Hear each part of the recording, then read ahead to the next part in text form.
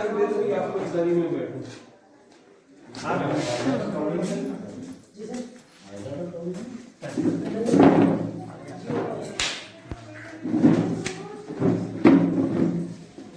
Sir, आप सभी का स्वागत है आज शैक्षिक संवाद।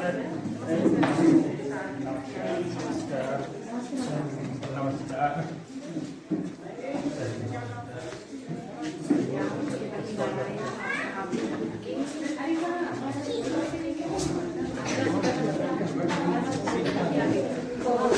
इसमें एकीकृत नवीन माध्यमिक शाला बरबसपुर में आप सभी का स्वागत है और अभिनंदन है। ये जो शैक्षिक संवाद है कक्षा 3 से 5 के लिए है। आपका जो विषय है कक्षा 3 से 5 में जोड़ घटाव शाब्दिक व्यवहार की प्रश्नों प्रकार, ये विषय को सुनने के बाद आपके मन में कुछ अपेक्षाएं होगी कि आप किस प्रकार से इस विषय पर चर्चा करना चाहते हैं। कृपया एक मिनट में अपना जवाब दें उस पर जो सर ने कक्षा पे लागू किया और बना के भी लेके आए हैं, तो ध्यान से सुनिए। सर, पिछला शैक्षिक संवाद में जो पोस्टवार्क दिया गया था रिफ्लेक्टिव लेखन के ऊपर, रिफ्लेक्टिव लेखन मतलब चिंतनशील लेखन, कि बच्चे को कैसे लेखन कराना है ताकि बच्चे का लेखन जो है प्रभावशील हो। अनुभव, विचार, भावनाएं और सीख को व्यक्त करता है। मैंने क्या किया, मुझे कैसा लगा, मैंने क्या सीखा। कैसे लिखे, पहले क्या हुआ लिखना है, फिर अपनी भावना लिखना है, अंत में सीख लिखना है। उदाहरण, स्कूल का, घर की कोई बात या कोई घटना। क्यों जरूरी है सर? सोचने की आदत बनती है, इससे सही गलत का समझ आता है सर। 2 में शाब्दिक प्रश्न पर कार्य करना चाहती है। उनकी कक्षा में 3 समूह या स्तर के बच्चे हैं। समूह 1 बच्चे शाब्दिक प्रश्न को समझकर सही संक्रिया चुनकर हल कर पाते हैं। समूह 2 बच्चों को शाब्दिक प्रश्न पढ़कर संक्रिया की पहचान करने में कठिनाई होती है। और समूह 3 है बच्चे शाब्दिक प्रश्न पढ़ नहीं पाते हैं, सुनकर भी प्रश्न समझ नहीं पाते। रेखा जी असमंजस में है कि एक ही कालखंड में तीनों स्तर के बच्चों के साथ शाब्दिक प्रश्न पर किस प्रकार काम किया जाए। इसके लिए एक प्रश्न है, इस स्थिति में रेखा मैडम के सामने सबसे बड़ी चुनौती क्या है, ये बताना है। ये 3 स्तर के बच्चे हैं। अब रेखा मैडम के सामने सबसे बड़ी चुनौती क्या है कि उनको एक साथ कैसे पढ़ाया। में से कोई भी वस्तुएं खरीद सकते हैं। खरीद मतलब अब उनको बताना पड़ेगा ना, ये प्रश्न का जो अर्थ समझे, वाला इस प्रश्न को समझे कि यार ये प्रश्न में कर्तव्य कह क्या रहा है। 50 रुपये कह रहा है, अपने पास ढेर बंडल मिले, 50 रुपये अपन दिखा दिए उस बालक को प्रत्यक्ष में कि भैया ये 50 रुपये आ रहा है और तू रख के भी चले जा बाजार, और वहां से बाजार से अगर कौन कौन सी वस्तु खरीदेगा उतना ही खरीदेगा जितना आपके पास 50 रुपया है। कौन सी वस्तु खरीद सकते हैं। अब ये बच्चे अब उसमें से 3 वस्तु खरीद रहा, उसमें से 3 वस्तु खरीद रहा, पहला, दूसरा, तीसरा।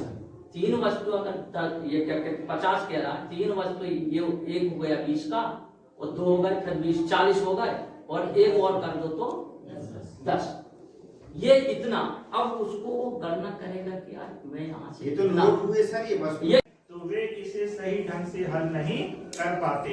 यह कठिनाई उन बच्चों को भी होती है जो हिंदी पढ़ना जानते हैं।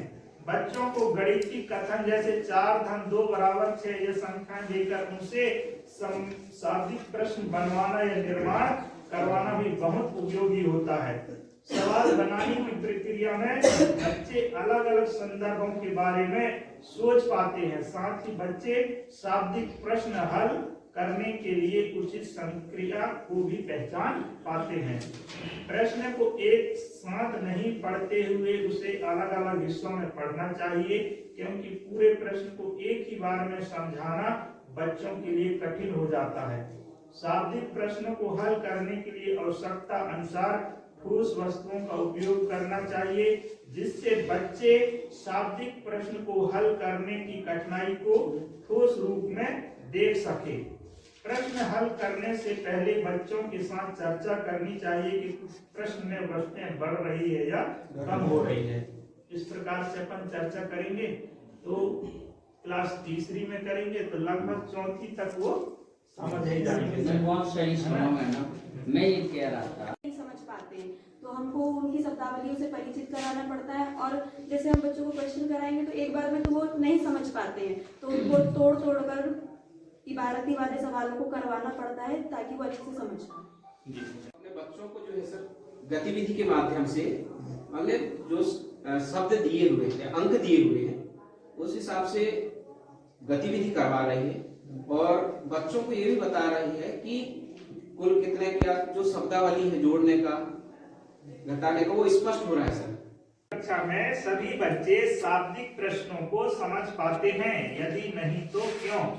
सर सभी बच्चे शाब्दिक प्रश्नों को नहीं समझ पाते, क्योंकि सभी हमारे क्लास में सभी बच्चे एक जैसे स्तर के नहीं होते हैं। तो इस चक्कर में कुछ बच्चों को जल्दी आता है समझ, कुछ को थोड़ा सा लेट आता है, कुछ को सहयोग की जरूरत होती है सर, इसीलिए एक साथ नहीं आ पाता है सर। धन्यवाद बेटा। जो शब्दाही कार्य में जोड़ना घटाना मतलब जोड़ के सवाल बता रहे कि योग कुल योग सभी मिलाकर, लेकिन कदम सर ने शॉर्ट में बता दिया चिन्ह के माध्यम।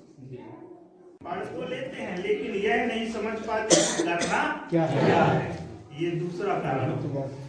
जो बच्चे यह समझ पाते हैं कि प्रश्न में क्या करना है वे उसे हल भी कर पाते हैं। पूरे प्रश्न को एक साथ पढ़ने से केवल कुछ ही बच्चे समझ पाते हैं। बच्चों को बिना चित्र या उदाहरण के प्रश्नों को समझाना कठिन होता है। जिनमें उदाहरण और चित्र नहीं रहता उनको समझाना थोड़ा कठिन रहता अपने लिए।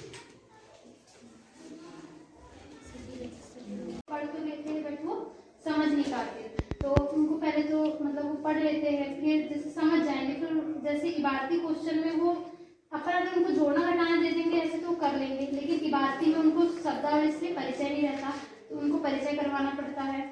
और उसके बाद एक के बाद जैसे अभी आप ही लोगों ने सर से 4 बार क्वेश्चन करे, तो बच्चे भी उसी प्रकार अपन से 4 बार क्वेश्चन करते, तो ये सब चुनौतियां आती हैं। तो उसकी रणनीति ये होती है उनको खेल के माध्यम से, गतिविधि के माध्यम से या ब्लैक बोर्ड में कोई चित्र के माध्यम से उनको समझाना पड़ता है और उसके थ्रू